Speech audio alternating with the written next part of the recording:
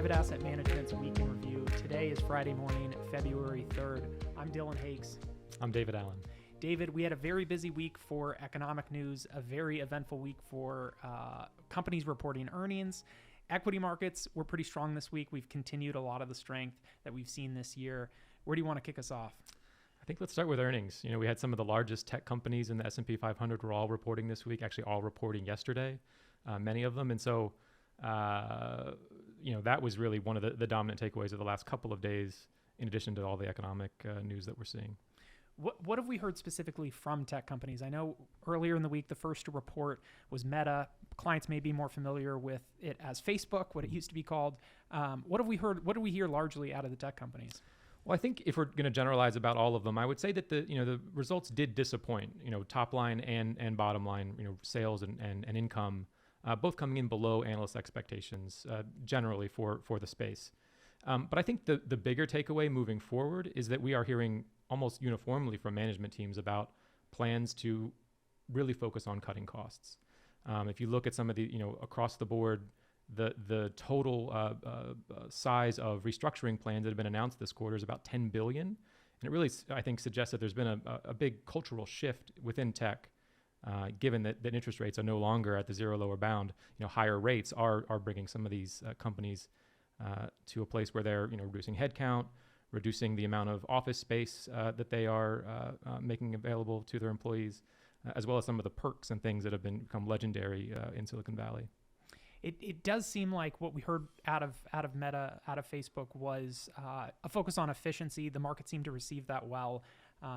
As you mentioned, I think we saw that reiterated across the other firms. So I think this will mark a different, it's no longer all about growth, right? Yeah, it's about being more efficient with their costs. Meta CEO Mark Zuckerberg called 2023 the year of efficiency. And that's just a very different tone from him than we've heard recently, where some of the more, in the last year or so, we've heard about massive investments the company was planning to make, massive spending into their AI and VR initiatives. And so that's really the tone has shifted. We're going to focus on projects that are performing well. We're going to cut headcount, introduce some new tools that can allow developers to be more efficient and do more with fewer people. So it's just a very different outlook from them, and one that certainly the market, I think, has received by and large pretty well. The other, turning to the economic side of the news and of the week, the other big event was we heard from the Federal Open Market Committee. We heard from Jerome Powell. They made an interest rate decision. What did we hear? So the first meeting of 2023, we did get the 25 basis point increase in the Fed funds rate that we expected. In the statement that came out afterwards, there was some communication there that suggested that there was going to be multiple additional rate increases this year. So our outlook is for 25 basis points at this meeting, 25 basis points in March, and then a hold. It seems like maybe the Fed was suggesting that there might be one additional 25 basis point cut based on the way they were seeing conditions now. We expected there to be a bit of a hawkish tone in terms of the Fed press conference that came out after with Fed Chair Jerome Powell. That actually wasn't what we saw. I think he just, largely was more dovish than we expected, and markets really reacted positively to that tone. For those clients that pay attention closely to the market, if you look at a chart of the S&P 500, you'll see the moment that Jerome Powell started speaking, a dead vertical line where the market moved higher broadly and across almost all sectors.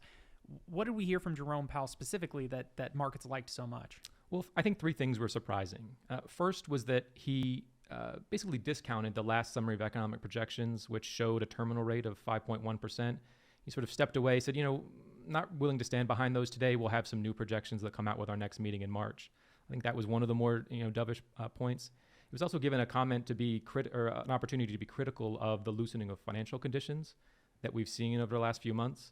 He didn't take that opportunity. He said, we're okay with that. If you look at this longer term, financial conditions are still tighter, and we think that's good enough to bring inflation back down.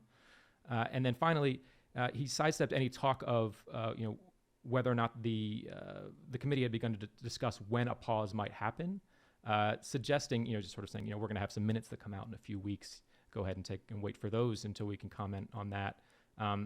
That seems strange. It seems like maybe the committee was discussing potentially pausing at this meeting or perhaps the next meeting, and that he wasn't willing to have that discussion was interesting also. Yeah, I think, I did listen to the press conference as well. And I think one of the takeaways that I had was that he was acknowledging that there is significant progress. I think it was very a market different outlook from him, and just a perspective where he acknowledged things are looking relatively good so far. I think he obviously left the window open that could change and that it's early, but him acknowledging the positive progress they've made on inflation it was a different Jerome Powell. I think the big takeaway for me was that if inflation and other economic data continue to progress in the right direction, they could very easily, hike at the next meeting and then stop. I think that was why he wasn't willing to stand behind the December summary of economic projections and is sort of saying, we'll have some updated ones in March. I think it's because he sees the trend, and if we carry that out to March, we could be left with a different monetary policy outlook than we saw at the end of last year. So tying that into the last piece of economic news that we got this week, Jerome Powell mentioned the strength of the labor market. He seemed to kind of open the window, or open the runway at least, for potentially a soft landing, maybe not hitting a recession this year, maybe for the economy holding in despite we hopefully are very close to the end of rate hikes, and we're very near the end. We got a big jobs report today. What did we hear?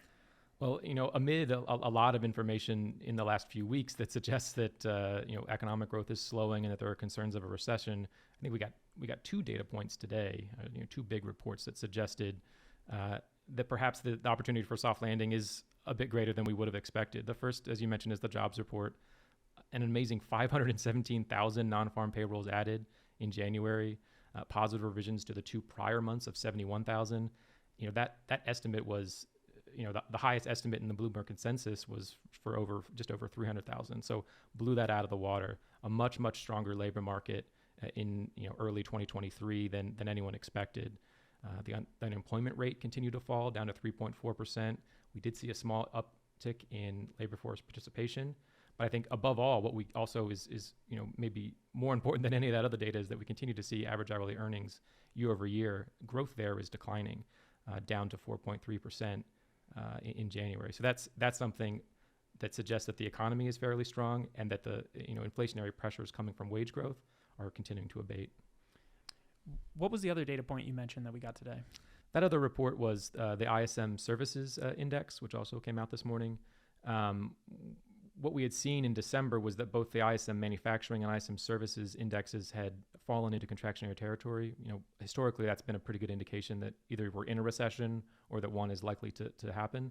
What we saw in this morning's data is that the services index rocketed back into expansionary territory, suggesting that growth in that sector is still continuing at a fairly strong pace, and makes the December data look like a bit of an aberration. So time will tell. Is that something that we're going to see more renewed weakness, or was that just 1 month of data that sort of isn't going to fit with the overall narrative that we're seeing from that data series?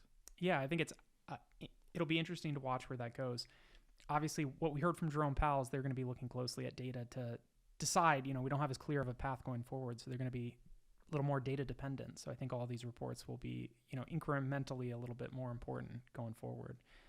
Speaking of that, what do we have on the agenda for next week? Much a slower week. Still continuing through earnings season and covering those companies as they report their quarterly results. But on the economic side, much less to cover. Much of the initial jobless claims, that's going to continue to be something that we watch for any signs of weakening in the labor market. And then consumer sentiment also comes out on Friday. Inflation expectations are a big watch point within that data release. Absolutely. I think we'll keep an eye out for that. Thanks, everybody, for joining Private Asset Management's Week in Review. We'll see everybody